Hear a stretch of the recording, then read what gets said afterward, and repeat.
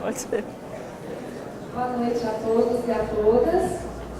Primeiro eu queria convidar quem está aí no fundo para se sentar. Nós vamos dar início às atividades dessa noite.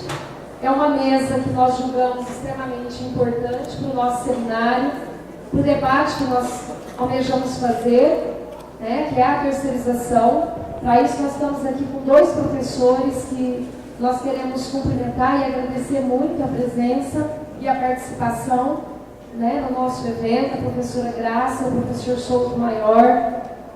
São professores que são referências no tema da terceirização, direitos do trabalho, né? Entender o mundo do trabalho, eu acho que perpassa pelos estudos que eles vêm fazendo. Então é uma oportunidade muito grande para nós aqui do interior, né? E também para quem veio participar do nosso evento, poder assisti-los e aprender um pouco com as suas experiências e com a socialização do conhecimento. Então eu vou passar para a professora Graça, ela terá de 30 a 40 minutos, tá? Na sequência a gente passa para o professor Souto Maior e após nós vamos fazer um debate. Então quem quiser ir anotando questionamentos, tal, para não esquecer, depois a gente abre para fazer esse debate, tá bom? Então, boa noite. Em primeiro lugar, eu queria agradecer o convite que me foi feito pela comissão organizadora do seminário, na pessoa da Edivânia e da Vera. Eu cheguei ontem, participei da mesa de ontem, participei da sessão de hoje, especialmente da sessão à tarde, e já aprendi muito aí com esse pouco tempo que eu participei das atividades aqui do seminário. A minha ideia é falar, dentro dessa temática, sobre, na realidade, uma perspectiva de a gente refletir um pouco sobre a terceirização na conjuntura nacional que nós estamos vivendo, qual é o lugar da terceirização, e especialmente qual é o lugar do embate que está ocorrendo hoje dentro do Congresso Nacional, mais especificamente no Senado, através da discussão ainda em curso do projeto de lei 30, o antigo projeto de lei 4330, que já foi aprovado na Câmara de Deputados. Então, a gente pensar um pouco em que contexto que nós estamos vivendo hoje no país e qual é a situação dessa luta que já estamos desenvolvendo há tantos anos, eu diria mais de décadas, né, aqui no Brasil. Um segundo ponto que eu queria apresentar também, de uma forma bastante sistematizada, diz respeito a uma síntese do que as pesquisas sobre terceirização nos últimos 20 anos vêm mostrando. Então, fazer um pouco esse quadro, que embora muitos de vocês conheçam bem, né, e especificamente em relação às questões referentes à saúde do trabalhador, mas eu queria apresentar um pouco alguns indicadores que as pesquisas têm revelado.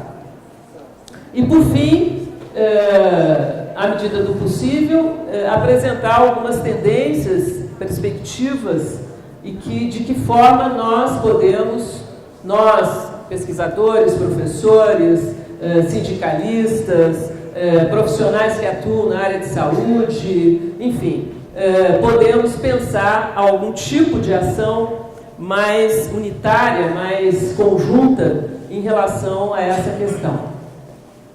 Queria começar dizendo que é importante, eu queria abrir a minha discussão com essa questão, falar que eu, como professora da Universidade Federal da Bahia, estou hoje no meu 115 dias de greve dos docentes das universidades federais.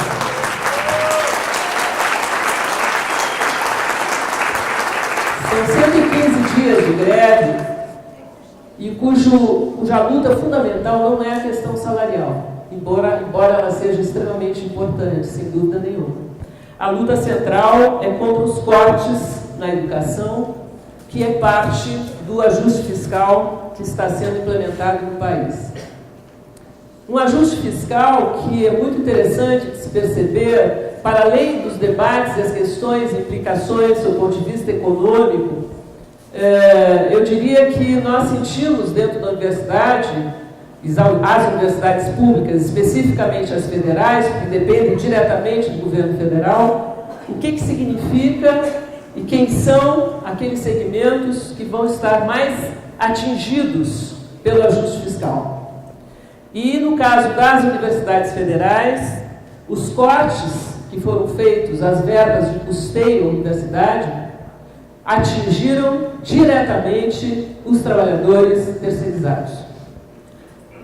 Antes mesmo de começar a greve, várias universidades federais no país não conseguiram iniciar o seu semestre por conta de problemas com os pagamentos das terceirizadas e que, portanto, não estavam repassando o pagamento dos salários dos seus empregados. Na nossa universidade, isso também aconteceu, e com os cortes, porque veja, os cortes que foram feitos e todo o contingenciamento que o governo fez, foi fundamentalmente as verbas de custeio. Eu não sei se vocês sabem, mas das verbas de custeio das universidades federais, 90% dessas verbas é para pagar os terceirizados, as empresas terceirizadas. Isso significa que no orçamento da universidade é um peso muito grande. E se o governo corta as verbas, de fato impede que a universidade faça os repasses. E eu diria o seguinte, que no nosso caso, então, aconteceu trabalhadores terceirizados sem receber há 3 meses, trabalhadores terceirizados de empresas que nesse processo se retiraram, saíram, romperam o contrato. Nós vivemos situações dentro da UFA que os trabalhadores não conseguiam chegar nos seus postos de trabalho porque não tinham dinheiro para o transporte, porque não tinham vale transporte, não tinham vale refeição. E muitos deles não foram nem caracterizados como greves, mas eles não chegaram porque não podiam, foram demitidos, porque faltaram o trabalho de empresas que não estavam pagando os salários. Então é de uma perversidade, de uma situação extremamente grave que nós estamos vivendo. E diria mais, o trabalho de um funcionário de limpeza de uma universidade pública, Souto Maior já escreveu muito sobre isso, a propósito da greve de limpeza dos funcionários da USP, o trabalho dos vigilantes de uma universidade pública, o trabalho de manutenção de uma universidade pública, todos eles terceirizados, é indispensável para o funcionamento da universidade. Portanto, esses trabalhadores deviam ser do quadro de funcionários das instituições federais de ensino e não terceirizados. E isso tem se mostrado recorrentemente e agora mais do que nunca. Então, eu queria começar dizendo isso, porque na nossa greve, especificamente onde eu tenho a experiência mais direta, dentro da Universidade Federal, a gente tem atuado muito em conjunto, em defesa, em solidariedade à situação dos trabalhadores terceirizados. Segunda questão que diz respeito a essa conjuntura do chamado ajuste fiscal e dos pacotes que estão sendo implementados ou propostos, eu diria que nós estamos vivendo uma conjuntura muito difícil, sob todos os aspectos. Talvez uma das conjunturas mais difíceis, fora o período da ditadura militar, que nós estamos vivendo por vários fatores.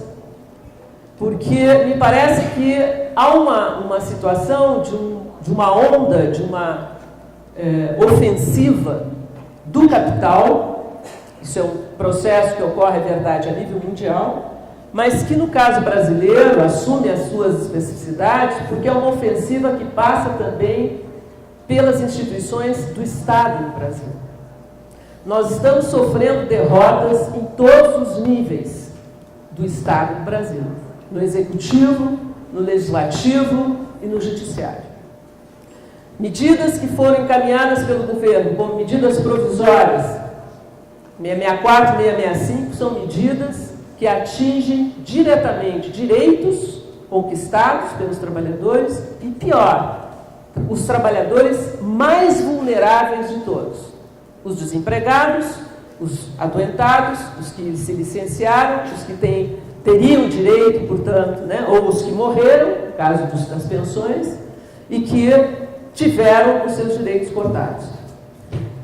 Então, acho que é um momento, um processo, de fato, muito complicado, muito difícil. E no que diz respeito à terceirização, eu não sei se vocês têm acompanhado o debate sobre a chamada Agenda Brasil, mas ele é também um dos elementos centrais de negociação dentro do Congresso Nacional. Já foi assim, anterior à Agenda Brasil, a votação do PL 4330, e está sendo assim agora no Senado. Embora no Senado, diferentemente da Câmara de Deputados, há um processo de discussão diferente, né? Há um debate, há por iniciativa da Comissão de Direito e Justiça do Senado, coordenada pelo senador Paulo Paim, e de se realizar audiências públicas nas capitais brasileiras, e vem se realizando, já foram realizadas por volta de 16 audiências públicas. Na semana passada ocorreu a de Salvador, onde se tentou, se realizando, de certa forma, uma mobilização, pelo menos, daquelas organizações de trabalhadores, movimentos sociais, partidos, etc., que estão juntos nesse momento para combater esse projeto de lei que libera completamente a terceirização para absolutamente todos os setores, né, da atividade econômica. Então, é uma situação, ao mesmo tempo, complicada, porque um dos pontos centrais das negociações entre as forças políticas, inclusive no Senado, dentro da Agenda Brasil, é o projeto hoje PL 30, que está em curso no Senado. Diante desta conjuntura, eu acho que nós temos que refletir muito e debater muito sobre o que é a terceirização e a forma como ela se realiza no Brasil, para, a partir do diagnóstico que nós possamos ter, pensar em alternativas, pensar em formas de ação diante desse quadro que nós estamos vivendo e do lugar que ocupa a terceirização. Eu costumo dizer que a terceirização, ela hoje, ela está no centro, no coração do padrão de desenvolvimento capitalista que nós estamos vivendo, no mundo e no Brasil. Ela não é apenas uma forma de gestão do trabalho, ela não é mais uma forma de flexibilização do trabalho, mas eu diria que ela é o centro, a dinâmica fundamental da relação capital-trabalho que se estabeleceu no que se chama hoje da acumulação flexível ou do capitalismo flexível. E é também, na minha opinião, o principal instrumento de precarização econômica, social e política dos trabalhadores. Ela tem uma lógica, a terceirização, que está diretamente vinculada à lógica de funcionamento do capital financeiro. O capital financeiro, qual é a lógica do capital financeiro? O curtíssimo prazo, né? A volatilidade do dinheiro, da forma de investimento, da rapidez com que ele retorna a partir da especulação nos mercados financeiros, enfim. Então, é um processo muito rápido, não cria nenhum emprego, ao contrário, destrói empregos, né? E a terceirização, ela responde a exatamente essa lógica. É a lógica da volatilidade do uso da força de trabalho.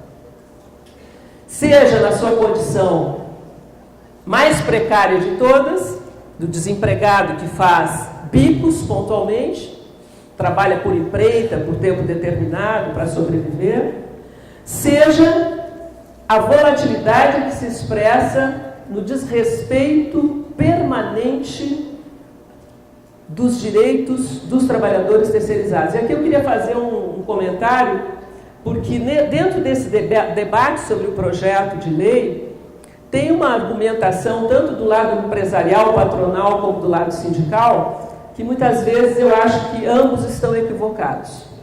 Porque o que diz o empresariado?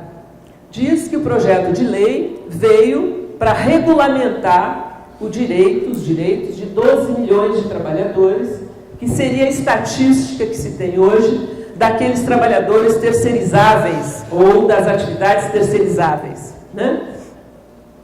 Não é verdade. Por quê? Porque esses trabalhadores, essa estatística de 12 milhões, são os que têm carteira assinada.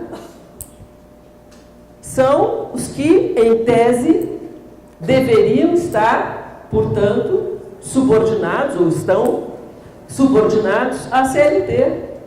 Tem carteira assinada. Então não vem regulamentar absolutamente nada. Esses 12 milhões não existem. Porque nós não temos, por exemplo, estatísticas de trabalhadores que estão fora do mercado formal de trabalho. Nós não temos, podemos ter estatísticas pontuais, mas não temos estatísticas nacionais. Trabalhadores que não têm nenhum contrato, né? Trabalhadores que têm sido encontrados em condições análogas ao trabalho escravo. Então, é uma falsa discussão essa de dizer que o projeto veio para regulamentar os 12 milhões de trabalhadores, porque não veio para isso, e nem vem para isso, ao contrário, ele vem para desregulamentar os direitos de todos os demais trabalhadores não terceirizados.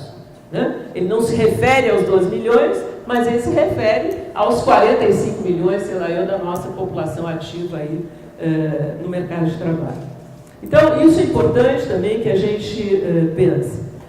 E o que eu queria mostrar aqui, a partir das pesquisas que a gente vem desenvolvendo, eu comentava aqui com vários colegas que, quando eu falo, eu faço pesquisa sobre terceirização há mais de 20 anos, eu não falo isso com nenhuma satisfação, porque, na realidade, desde a primeira pesquisa, uma grande pesquisa que se fez na Bahia, numa cooperação da universidade com o Ministério do Trabalho, à época, em que a gente pesquisou o universo das empresas do polo petroquímico, em 1992, 93, foi a primeira grande pesquisa sobre terceirização que pegou todo esse setor, um setor importante, que é o setor petroquímico brasileiro, no caso lá o polo petroquímico de Camaçari, e desde aquela época já se mostrava os malefícios da terceirização, especialmente no que diz respeito às questões de saúde, né, dos trabalhadores.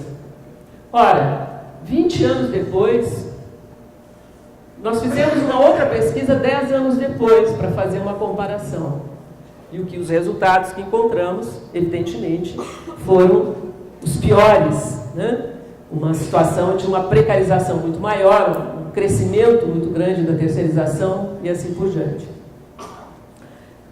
Então, 20 anos de pesquisa e 20 anos de constatação de que ela tem crescido sem limites.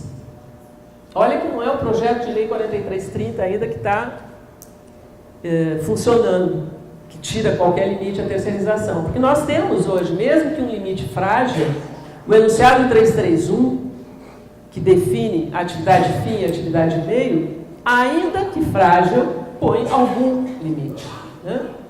No entanto, não impediu o que eu chamo, desses últimos 20 anos, de uma verdadeira epidemia da terceirização. Uma epidemia incontrolável para todos os setores, privados e público. No campo, na cidade, na indústria, nos serviços, em absolutamente todos os setores. Então, diante desse quadro, nós trabalhamos muito, no nosso grupo de pesquisa lá da UFBA, essa relação, essa indissociabilidade entre terceirização e precarização do trabalho. E construímos, a partir das pesquisas empíricas dos alunos de pós-graduação, dos professores, pesquisadores, enfim, o que a gente chamou de uma tipologia da precarização no caso brasileiro. Pensando aqui a precarização como um fenômeno velho e novo ao mesmo tempo. Porque a precarização sofreu uma metamorfose, eu diria, né? Se tu pensar, o capitalismo, na sua essência, é um sistema em que é parte dele a precariedade do trabalho desde os seus primórdios. É parte dele. No entanto, a precarização como um processo, ela é histórica e, portanto, ela se altera em conjunturas diferentes do capitalismo. Se nós pensarmos que a precarização dos primórdios da Revolução Industrial, né, seja na Inglaterra, seja no processo de industrialização do Brasil, havia, evidentemente, um tipo de precariedade já instalado na relação capital-trabalho. No caso dos países do chamado setor periférico, subdesenvolvido, enfim, no caso onde está situado o Brasil, isso tem uma dimensão maior ainda, né? Essa é uma especificidade maior ainda. No entanto, o que nós vemos hoje, isso é um processo mundial, é que a precarização sofre metamorfose no sentido que ela se torna um elemento da dinâmica do capitalismo atual. Ela é uma estratégia, que eu digo, de dominação do capital. E os vários tipos de precarização, nas suas várias dimensões, é um fenômeno multidimensional, né? A terceirização está presente em todas elas. Todas as dimensões da precarização que se pode analisar hoje no Brasil, a terceirização é um exemplo paradigmático para todas elas. Então, se nós pegarmos um primeiro elemento, ou um primeiro aspecto, ou uma primeira dimensão da terceirização, da precarização, são quase sinônimos na realidade, que são o que eu chamo das formas de mercantilização da força de trabalho, a constituição do próprio mercado de trabalho, onde se estabelece, portanto, as relações contratuais, as formas de inserção, a estrutura ocupacional, os contratos de emprego, etc, etc. Né? Então, nesse plano, no plano da precarização dos contratos, da precarização dos vínculos, da precarização dos direitos no âmbito da relação contratual de emprego, a terceirização é um exemplo paradigmático do desrespeito, né, e do grau de precarização que esse tipo de relação e de vulnerabilidade, inclusive, ocorre no caso brasileiro. Porque, veja, nós temos uma precarização, ou uma precariedade, melhor falando, que é estrutural, é parte do sistema, mas nós temos processos de precarização que se reconfiguram. Então, é o caso, o mercado de trabalho brasileiro é um mercado estruturalmente precário. Muita informalidade, muito desrespeito à legislação do trabalho, social, etc. No entanto, isso foi sendo redefinido, até mesmo pela luta dos trabalhadores brasileiros. E muitas conquistas foram realizadas. A própria CLT foi uma conquista do movimento dos trabalhadores, né? Agora, nós vivemos nas últimas décadas uma situação de desconstrução desse processo dos direitos e, portanto, de uma reconfiguração dessa precarização também no mercado de trabalho. Uma segunda dimensão diz respeito ao local de trabalho propriamente dito, né? Aos processos ou aos chamados padrões de gestão e de organização do trabalho. Ali onde fazemos mais as nossas pesquisas mais qualitativas, inclusive. E o que nós vemos nesse processo, como segunda dimensão? Um processo em que nós vemos intensificação do trabalho para absolutamente todos os trabalhadores, mais qualificados ou menos qualificados. Quem é professor universitário sabe exatamente do que eu estou falando. Uma imposição de metas inalcançáveis, que tem levado a um adoecimento cada vez maior dos trabalhadores, sejam eles professores, intelectuais das universidades públicas ou privadas, né?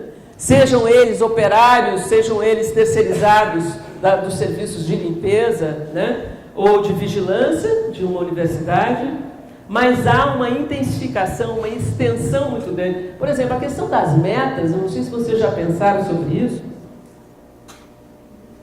Me controla aqui, porque senão... A questão das metas é algo que não é novo, né? Porque o capitalismo, lá desde os processos, dos primórdios da Revolução Industrial, o trabalhador trabalhava por peça. E havia metas também.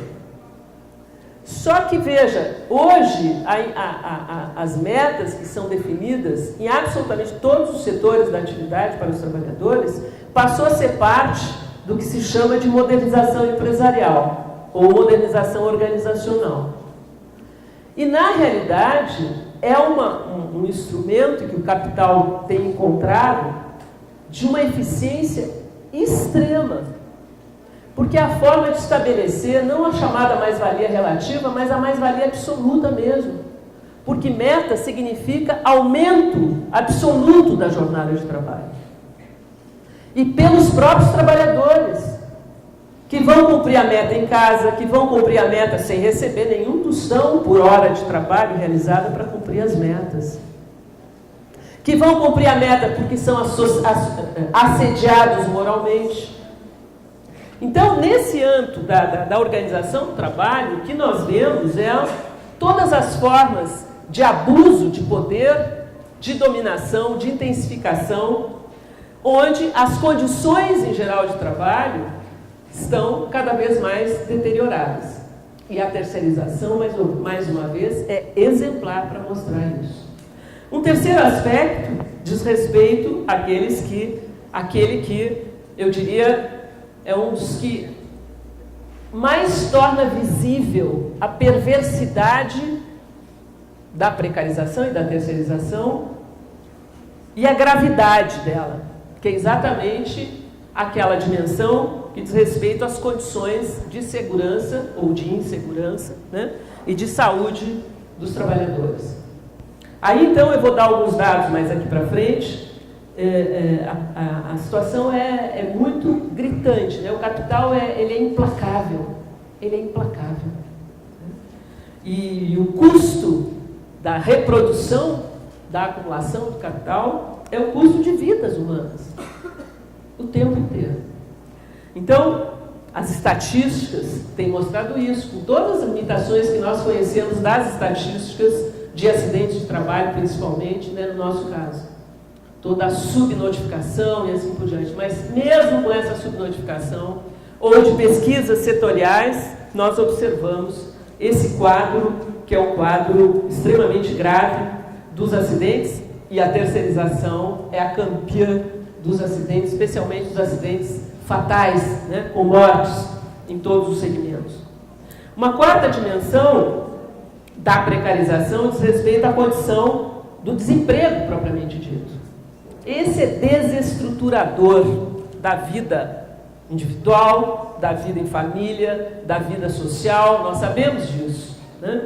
Ou seja, é uma condição, uma situação em que o sujeito, na condição de desempregado, ele não é nem reconhecido nem pelo sindicato ao qual ele participou, porque ele deixou de ser metalúrgico, ou bancário, ou professor, porque ele foi demitido. E na condição de demitido, ele já não tem mais nenhuma representação.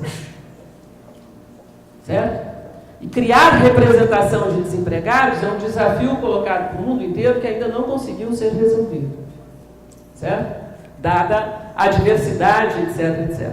Então, essa ideia do desemprego como um elemento que foi se agudizando, porque não é só nas crises econômicas, nós estamos vivendo uma situação que é um desemprego estrutural, constituído pelo processo todo de reestruturação que o capitalismo sofreu. Né? Então, a condição de desemprego é uma condição, e aí o Marx e Engels têm plena razão, de mostrar uma das principais funções do Exército Industrial de Reserva, que não é apenas a disputa salarial, no sentido de rebaixar o preço da força de trabalho, mas é fundamentalmente criar a concorrência entre os próprios trabalhadores, a divisão entre os próprios trabalhadores. E a terceirização, de novo, vem como um dos elementos centrais hoje que cria isso. Cria divisão, cria fragmentação, cria discriminação, cria relações de poder entre os próprios trabalhadores, terceirizados e não terceirizados. Então, ela responde, inclusive, com isso. Uma quinta dimensão, também já tratada em outros debates em que eu participei, que é a fragilização e enfraquecimento da organização coletiva dos trabalhadores, dos sindicatos, do movimento sindical. Nas pesquisas que a gente tem feito para várias categorias profissionais, é assustador, porque tu encontra numa mesma categoria profissional os terceirizados, ou no setor petroquímico, ou nos bancários, ou nos eletricitários, ou na construção civil, 5, 6 sindicatos que representam diferentes segmentos profissionais que estão dentro daquele setor. No caso dos terceirizados da UFBA, é lamentável, porque a situação é terrível. Eles não têm representação sindical. Porque eles são ou vinculados ao sindicato de limpeza, que não está lá preocupado com os trabalhadores de limpeza da UFBA. Está com conjunto, etc., mas não está ali para representar os trabalhadores de limpeza da UFBA. Os vigilantes, sindicatos vigilantes, também é a mesma situação. Ou os metalúrgicos, que são os trabalhadores terceirizados de manutenção, por exemplo. Então, eles não têm representação sindical. E a associação dos funcionários da universidade não os representa. E nem quer. O que é pior. Não faz nenhuma questão. Não atua, inclusive, nessa direção. O que é um problema político no interior do movimento sindical. Porque há também essa relação de discriminação entre sindicatos terceirizados e sindicatos de não terceirizados. Então, a situação é grave. E, por fim, uma dimensão. Essas dimensões a gente foi construindo um pouco a partir das pesquisas empíricas que fomos fazendo, que é a total condenação ou a crise do direito do trabalho propriamente dito. Ou seja, o direito do trabalho passou a ser dispensável, justificável. Eu não sei se todos vocês conhecem um documento que eu acho extremamente importante, que a gente precisa se debruçar mais sobre ele, porque ele está sendo implementado de forma fatiada, pontual, que é as 101 propostas de modernização trabalhista elaboradas pela Confederação Nacional da Indústria, pela CNI. Não sei se vocês conhecem esse documento. É muito interessante. Começa que a primeira proposta da 101 é qual? Manter o negociado sobre o legislado. Ou seja, fim da CLT. Se eles aprovarem essa proposta, não precisa as outras 100. Nada mais, né? E todo o espírito do documento é no sentido de barrar a intervenção e a regulação do Estado, especialmente dos auditores fiscais, e dizer que os trabalhadores, na modernidade capitalista atual, inclusive no Brasil, não são mais hipossuficientes.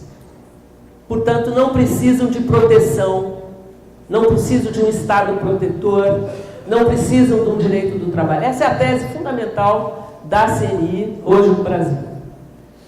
Bom, então eu acho que, e a terceirização de novo, né, aparece aí como elemento chave, e o projeto de lei que está em curso tem sido, inclusive, considerado por todos os estudiosos e juristas, especialmente, como um ataque frontal à CLT, à consolidação das leis do trabalho, ao próprio direito do trabalho no Brasil. E ainda nós tivemos, para além dos ataques que nós vamos sofrendo, sob o ponto de vista dos direitos, seja do legislativo, do executivo e do judiciário, uma ação, um julgamento do Supremo Tribunal Federal, também agora no bojo da luta contra o projeto de lei 4330, que julgou constitucional a utilização de organizações sociais no serviço público, em todo o serviço público brasileiro. O que significa, na realidade, coisa que vocês sabem melhor do que eu, o pessoal que é da área de saúde, sabe que já está implementado há muito tempo, né, porque isso é uma lei do governo Fernando Henrique Cardoso, de 1998, já está implementado na área de saúde as organizações sociais, né, e que vem destruindo, evidentemente, a saúde pública, e agora está liberada, vamos dizer assim, votada pela Suprema Corte, que ela pode ser utilizada para todas as atividades do serviço público. Isso vai significar, progressivamente, o fim do funcionalismo público no Estado brasileiro.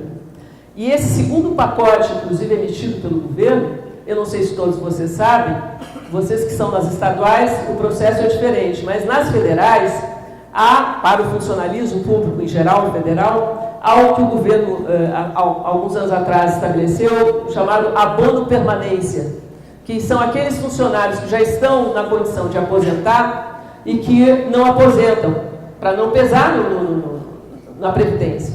Então, consegue um abono. O abono é não descontar mais o INSS, né, do seu salário. Então, o que acontece agora? O segundo pacote do governo vai suspender o abono permanência, mas tem uma medida junto com ela. Suspendeu também os concursos. públicos a partir de 2016. Isso significa uma destruição do serviço público federal. O Roberto Neller, reitor da UFRJ, recém-eleito, e o Conselho Universitário da UFRJ lançou um manifesto, que está correndo aí pela internet, dizendo o seguinte, ele fez a estatística, 2.000 funcionários técnico-administrativos da UFRJ estão nessa condição, recebendo o abono permanência, vão correr para aposentadoria. 760 docentes, no caso da UFRJ, estão nessa condição, vão correr para aposentadoria. E eles não serão repostos.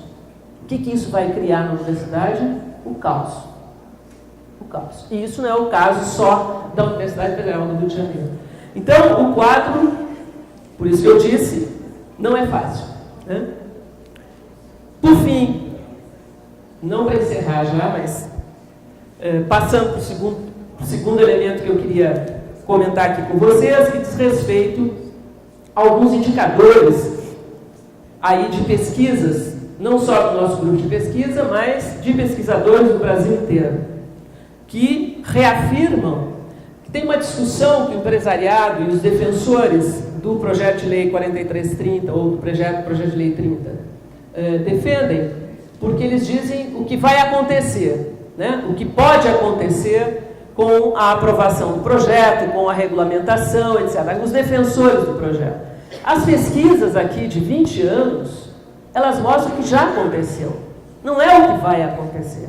É o que já acontece com a terceirização no caso brasileiro.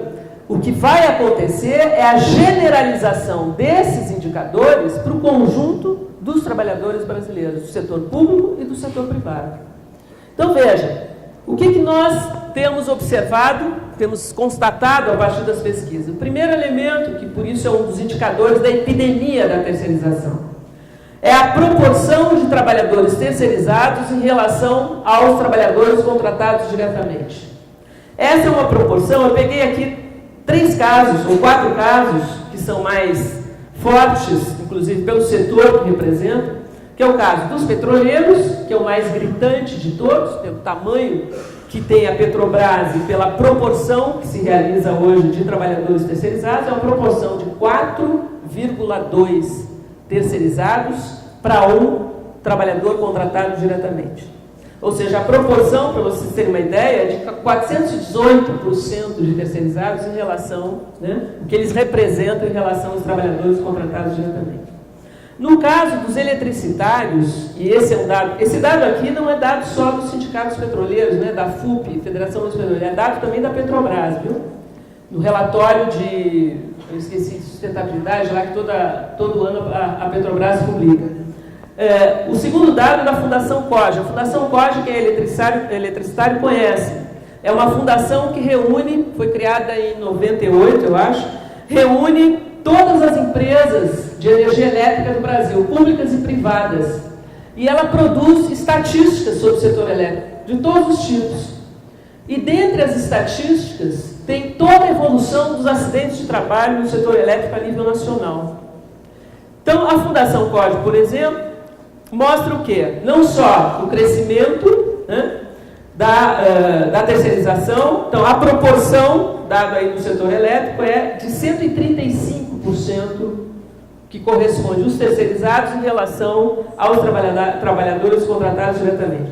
No caso da indústria química brasileira, isso varia muito de setor interno para setor dentro da indústria química, mas, para vocês terem uma ideia, varia de 31%, que é pouco pequeno, para até 571% dentro do setor químico. Né?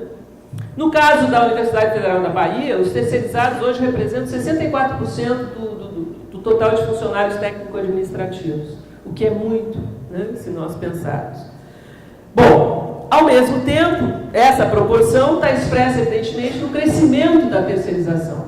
Né? E isso foi avassalador nessa última década. No caso do petróleo, de novo, no período de 2000 a 2013, o número de terceirizados cresceu 631% nesses 10 anos. Os funcionários próprios aumentaram em 121%. No setor elétrico, entre 2013 e 2012, os terceirizados cresceram quase 200%, 199% mais exatamente. E os próprios, o setor elétrico, cresceram 11% no mesmo período. Nos petroquímicos também tem uma variação. Então teve variações de crescimento terceirizado de 128% e 15% de quadro próprio, né, até 157% e 43%, ou seja, varia muito, né, no caso do setor petroquímico. Mas o que eu queria chamar a atenção é que esse crescimento é sem o projeto de lei que libera a terceirização. Tá certo? Ao mesmo tempo, um outro dado importante são as diferenças salariais entre terceirizados e efetivos. Né? Tem o trabalho da CUT e do Diese que mostra isso para o conjunto agregado de terceirizados, mas nós também temos os dados para os setores, por alguns setores. E é uma coisa assustadora a diferença salarial. Porque para o agregado, que os dados da CUT e do Diese dão, a diferença é que os terceirizados ganham os salários são menores em torno de 24% em relação aos trabalhadores diretos. Né? Nós encontramos no setor petroquímico, os salários são menores 52% em relação aos trabalhadores efetivos. Né? No setor do petróleo, por exemplo, o salário terceirizado representa em média 46% do salário do empregado direto. No setor bancário, só considerando os correspondentes bancários, só considerando o telemarketing bancário, eles ganham 44% do salário dos bancários. Né? Ou seja, todos os segmentos que vêm pesquisando, que mostram a questão salarial, a diferença é menor.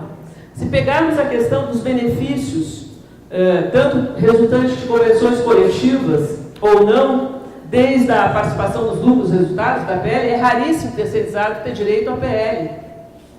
E quando tem, é um valor simbólico, na realidade. Né? Não recebem auxílio de deslocamento, os auxílios creche, educação, vale alimentação, em geral, são menores do que dos trabalhadores diretos. Pagamento de hora extra chega a ser menor também do que dos trabalhadores diretos, e assim sucessivamente. A sonegação dos direitos estabelecidos pela CLT, né, é muito comum. Nós encontramos na Universidade Federal da Bahia, por exemplo, trabalhadores que estão há 10 anos trabalhando na universidade e que nunca tiraram férias. Sabe por quê? Porque é o que eles chamam de troca de crachá. Entra uma empresa, ele é funcionário daquela empresa, não cumpre um ano, a empresa sai, rompe o contrato e ele continua. E é interessante porque ele está lá há 10 anos. Por quê? Porque a universidade quer que ele fique, o mesmo funcionário. Entra outra empresa e a universidade pede que ele fique. Isso é a prova maior de quanto ele tinha que ser um funcionário permanente do quadro do funcionalismo dentro da universidade. E não terceirizado. Mas é uma forma de desrespeito, não deposita fundo de garantia, não paga 13º, né? Não tem férias, atrasa sistematicamente salário, ou seja, é o tempo inteiro. E o problema que eu falei também da representação sindical, né? Que é extremamente frágil. Né? A rotatividade no emprego, todas as taxas de rotatividade, quando se compara os terceirizados com aqueles trabalhadores contratados diretamente, eu não vou falar todos os dados, senão não vai dar tempo aqui para terminar, mas isso ocorre. As jornadas de trabalho são jornadas muito superiores. No caso dos bancários, gente, é mais gritante, porque na média geral, também no trabalho do Diese e da CUT, se encontrou que as jornadas de trabalho são 3 horas superiores para os terceirizados em relação aos efetivos, aos diretos. No caso dos bancários, são 9 horas por semana a diferença. Certo? Então, isso dá uma ideia, né, também da situação. E um outro indicador, que eu acho que é o mais contundente de todos,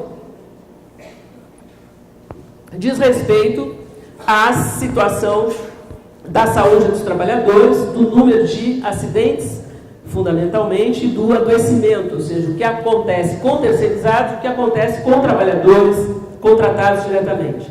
O caso da Petrobras, eu vou citar aqui 3 grandes setores, pela importância, pelo número de trabalhadores que contrata, pelo grau de terceirização que existe. Petroleira, indústria do petróleo, eletricidade e construção civil. Né? A Petrobras, por exemplo, dentro desse processo de aumento da terceirização, se nós pegarmos o número de acidentes, evidente que vai ser maior entre terceirizados, porque cresceu muito mais e é um número muito maior de terceirizados. Mas, então não vamos pegar esse dado, porque aí poderia dizer que está distorcendo, que lógico, vai ser maior, porque tem 360.180 terceirizados na Petrobras. E tem 86.108 funcionários efetivos. Então é evidente que um universo desse vai ter mais acidente aqui, porque é um universo muito maior. Mas quando a gente faz isso do ponto de vista da taxa de mortalidade, aí isolamos, né, essa relação. E no caso da Petrobras, nós tivemos a seguinte situação. As taxas de mortalidade dos trabalhadores terceirizados foi de 8,6 por 100 mil, enquanto que dos trabalhadores contratados diretamente foi de 5,6 por 100 mil. Ou seja, 50% maior entre os terceirizados, né? No caso dos eletricitários, a situação é mais grave ainda. Nós tivemos a seguinte relação. Enquanto até em termos de taxa média anual, né, de acidentes fatais, de mortes por acidente, entre os empregados do quadro direto das empresas de energia, foi uma taxa média anual de 12 por 100 mil. Entre os terceirizados, foi de 67,4 por 100 mil. Ou seja, 5,6 vezes maior do que entre os trabalhadores contratados diretamente. As causas disso, muitos de nós sabem, né? São, em geral, as mesmas que têm originado a morte desses trabalhadores. Não treinamento, não exigência de qualificação necessária, não respeito às normas regulamentadoras, as NRs, né? A total falta de política de saúde e segurança do trabalhador, a falta de experiência e de conhecimento, inclusive, sobre os processos de trabalho, né? A inexistência de CIPAs entre os terceirizados, ou um funcionamento extremamente precário das CIPAs, né? Ou seja, essas causas não são o que a gente acha. Essas causas foram encontradas, inclusive, num trabalho feito pelo juiz Grijaldo Coutinho, que vai estar aqui também, né, com vocês no seminário, a partir dos processos julgados pela Justiça do Trabalho e as ações civis públicas do MPT. A partir desses processos, ele fez esse levantamento, né? E é também na relação e na situação dos trabalhadores terceirizados, que nós encontramos, terceirizados na construção civil, que nós encontramos. A construção civil, todo mundo sabe, é a campeã de acidentes de trabalho, né? No entanto, também, se formos ver as taxas anuais de mortalidade, elas representam as maiores taxas, não só entre os próprios trabalhadores da construção civil, mas para todos os trabalhadores do mercado de trabalho, né? São as taxas mais altas. Então, 20 trabalhadores mortos, 18 terceirizados, né? 19 mortos, isso nos últimos anos. O caso mais paradigmático, mais badalado pela imprensa, foram as obras para a Copa do Mundo, né? Que nós vimos aí no ano passado. Ou seja, dos 12 acidentes fatais que ocorreram nas construções e reformas dos estádios, 11 eram terceirizados, né? Então, esse é o quadro que nós vivemos e que nós temos hoje no Brasil. Então, em síntese, os terceirizados recebem menos, trabalham mais, têm menos direitos e benefícios, são mais estáveis, estão crescendo mais do que os trabalhadores. E é esta condição, é essa síntese desses trabalhadores terceirizados que o projeto de lei, que está em curso no Congresso Nacional, defendido e proposto pelo empresariado, quer difundir para todos os trabalhadores brasileiros. Ou seja, é disso que se trata, é disso que nós estamos discutindo. O projeto de bolsa terceirizados pergunta para mim, o que esse projeto de lei vai trazer para a gente? O que nós temos a ver com esse projeto de lei? É muito interessante. Para os terceirizados não tem a ver diretamente. Tá certo? Para o terceirizado não vai alterar. A condição dele vai continuar essa precarização. Então, para explicar isso para o terceirizado, a gente dizia, vocês podem ficar mais fortes, talvez. Por quê? Porque tu vai ter uma generalização tão grande da precarização que isso pode criar até mesmo uma força, né, coletiva maior de reação. Mas é terrível tu ter que pensar nesses termos, que é preciso precarizar todo mundo para que todo mundo se unifique e lute contra essa situação. Mas é disso que se trata, nós estamos vivendo exatamente essa situação. Liberar a terceirização significa isso, significa generalizar esse processo de precarização, significa jogar no lixo, sem dúvida, a CLT, os direitos dos trabalhadores, e eu acho que essa é uma luta muito difícil. É uma luta que precisa ser pensada, refletida, e fundamentalmente eu acho que é uma luta que ninguém leva sozinho, né? No plano da terceirização foi criado, já quando teve uma audiência pública, acho que em 2011, 2012, do Tribunal Superior do Trabalho, sobre terceirização, foi criado um Fórum Nacional de Combate à Terceirização, que é muito interessante porque é um fórum que reúne juristas, juízes do trabalho, promotores do Ministério Público, auditores fiscais, professores, pesquisadores, centrais sindicais, sindicalistas, enfim. Criou-se aí um espaço de debate, interlocução, informação e ação, né, que funcionou e tem funcionado bem, porque pelo menos criou um espaço coletivo, né, de trocas, de experiências diversas pelos lugares que cada um ocupa e, ao mesmo tempo, de ação organizada. E aí eu queria lançar uma proposta, especialmente para o pessoal da área de saúde, segurança e trabalho, né? Da saúde do trabalhador. Acho que seria interessante, então vou encerrar com isso, refletirmos sobre a possibilidade de criar também um fórum com essa composição, com essa dimensão, que dê vazão a essa unidade dos vários segmentos, né, dentro da sociedade, para reivindicar o respeito às normas regulamentadoras, às NRs, o respeito à vida dos trabalhadores, porque é disso que se trata, né? Um fórum que pudesse articular como o Fórum da Terceirização articulou. Então, se houver algum espaço, em algum momento, aqui no seminário, que vocês possam discutir alguma proposta no sentido de dar continuidade a isso, eu queria deixar aqui, eu não vou poder ficar para o seminário nos outros dias, mas queria deixar aqui essa proposta para que vocês pensem a propósito, né? E assim como unificou aqui nesse seminário vários profissionais, vários estudiosos, sindicatos, né? Se tentasse ver a possibilidade de criar um fórum, porque eu acho que a luta que nós precisamos desenvolver no Brasil em torno dessa perspectiva de defesa da vida, de defesa dos direitos humanos mais elementares, do direito ao trabalho, do direito à vida, né, dos trabalhadores brasileiros, ao nosso direito, ela só pode ser feita dessa forma, ou seja, de uma forma em que a gente consiga reunir coletivamente para, de fato, barrar essa ofensiva que nós estamos vivendo. Obrigada.